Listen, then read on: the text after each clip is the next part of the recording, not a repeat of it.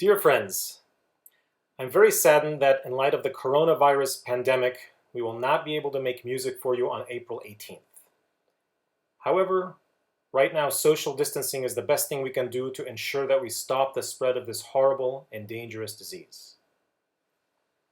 Of course, just because we at the Riverside Philharmonic can't perform for you right now, doesn't mean that you can't enjoy great music right from your home.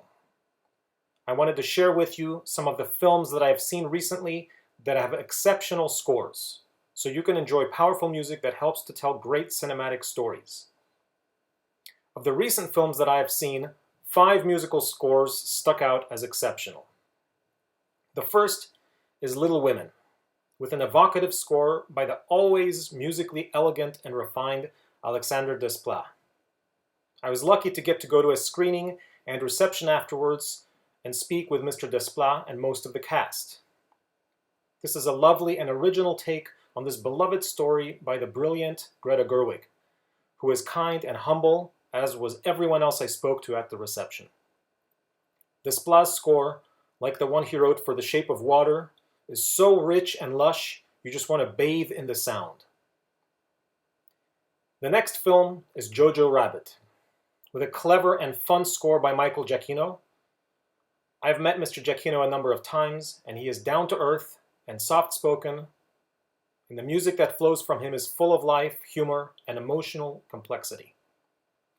Like his score for the animated film Up, the music for Jojo Rabbit is an important character in this story, yet it draws just enough attention to make it enjoyable to listen to even without the film.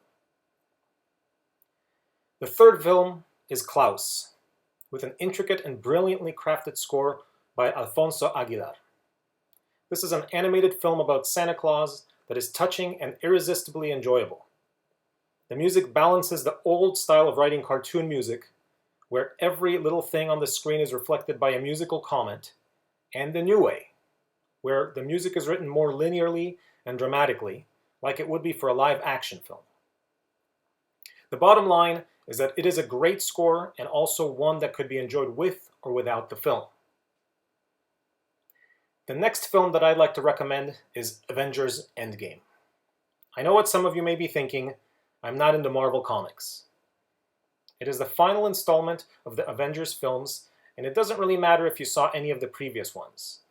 The story is very introspective, the pacing is much slower than many Hollywood films, and the score is by the great Alan Silvestri. And let me say this, for me, there are few composers who are at the level of Alan Silvestri.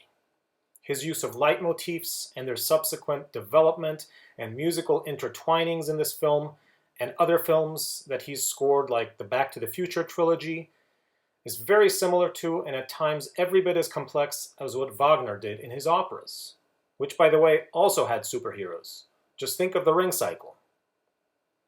Anyway, if you see one superhero movie this decade, make it Avengers Endgame. The last film I'd like to recommend for its score is Green Book.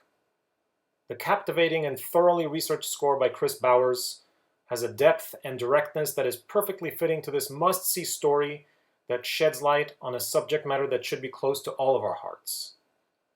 I was lucky to attend a private screening and to meet Mr. Bowers. He spoke about the great lengths to which he went to ensure the authenticity of this score. The film is about a pianist named Don Shirley who tours with his trio, a trio that is made up of the unusual combination of cello, double bass, and piano. Since there was no written music for the original compositions by Dr. Shirley, Chris Bowers had to transcribe them by ear from just listening to the recordings. He then wrote a magnificent score that supports this story impeccably. Thank you, take care, and stay healthy.